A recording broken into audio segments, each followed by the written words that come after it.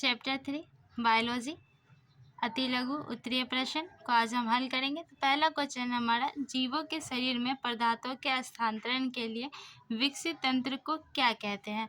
तो इसे हम कहते हैं रक्त परिवहन तंत्र। संवहन ऊतक किसे कहते हैं? तो संवहन ऊतक एक जटिल ऊतक है, एक जटिल परिवहन है। चालनीय नालिकाएं कहाँ पाई जाती है? तो तना के फ्लोम में। वाष्पोत्सर्जन किसे कहते हैं?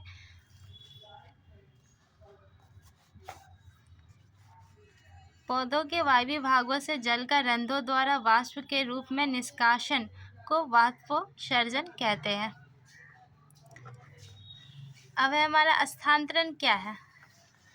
तो पौधों के एक भाग से दूसरे भाग में खाद्य पदार्थों को पहुंचाना ही स्थानांतरण कहलाता है।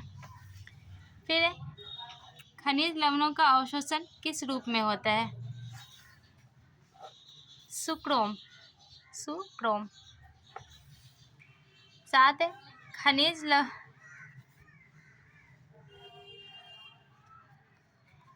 क्वेश्चन नंबर 7 है,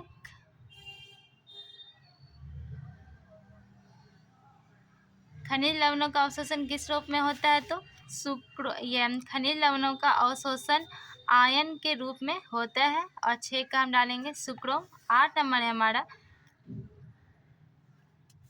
खाद्य पदार्थ का स्थानांतरण क्यों जरूरी होता है? तो खाद्य पदार्थ का स्थानांतरण पौधों में पोषण के लिए आवश्यक है।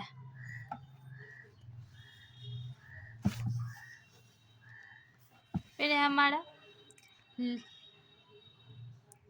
क्वेश्चन नंबर 9, रक्त के विभिन्न अवयवों के नाम लिखें।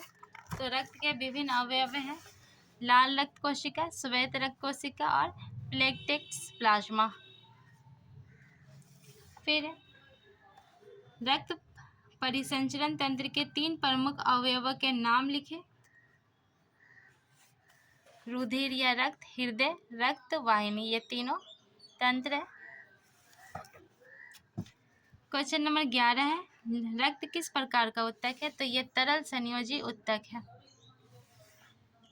लाल रक्त कोशिकाओं का निर्माण शरीर में कहाँ होता है? तो अस्थि मज्जा। मनुष्य में लाल और श्वेत रक्त कोशिकाओं में कौन दूसरे की अपेक्षा बहुत कम होती है? तो दूसरे की अपेक्षा कौन कम होती है? तो श्वेत रक्त कोशिकाएं। रक्त लाल क्यों दिखाई देता है? तो यह हीमोग्लोबिन के कारण।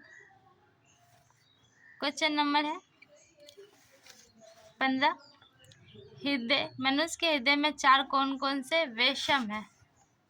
तो पहला है दाया और बाया अलिंद या अरियकल, दाया बाया नीले या वेटिकल।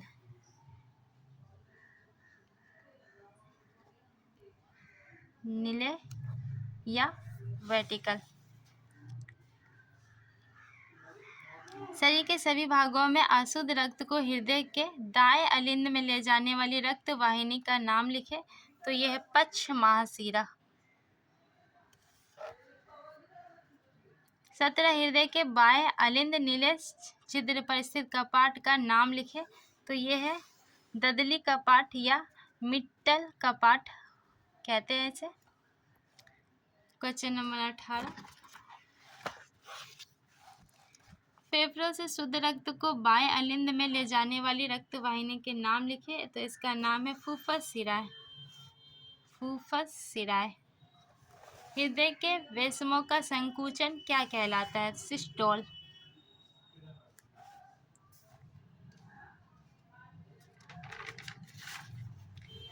शरीर की ऐसी धमनी का नाम लिखें जिसमें ऑक्सीजन जनित रक्त का प्रभावित होता है। तो वो है फुफ्फुस धमनी। शरीर के ऐसे सिरा का नाम लिखें जिसमें ऑक्सीजन रक्त प्रवाह होता है। तो धमनियाँ। अब हमारा क्वेश्चन 22 है, विभिन्न सिरिकाएं आपस में जुड़कर जिस रक्त वाहिनी का निर्माण करती है उसे हम कहते हैं शिरा।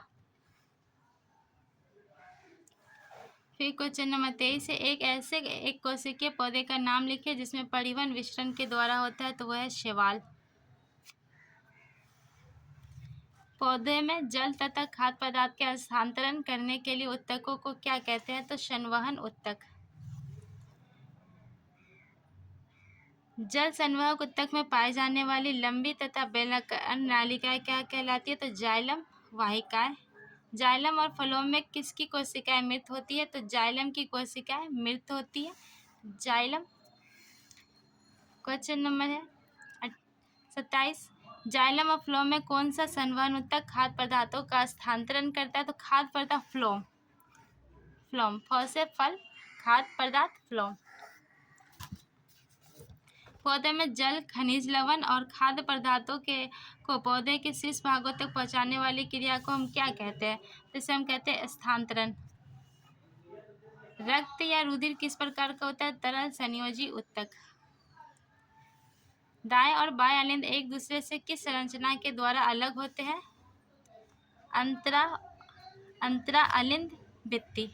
अंतरा अलिंद भित्ति। उस शिरा का नाम बताएं जिसमें शुद्ध या ऑक्सीजन रक्त का प्रवाह होता है? तो यह फुफ्फुस शिरा है। 32। वैसा रक्त प्लाज्मा जिसमें लाल रक्त कोशिकाएं नहीं पाई जाती है क्या कहलाता है? तो वह सीरम। सीरम। रक्त का संचार ज्यादा दबाव से किस में होती है? धमनी या शिरा में? तो इसमें होगा धमनी। धमनी। रक्तचाप की माप किस उपकरण से की जाती है? तो सिग्मोमैनोमीटर।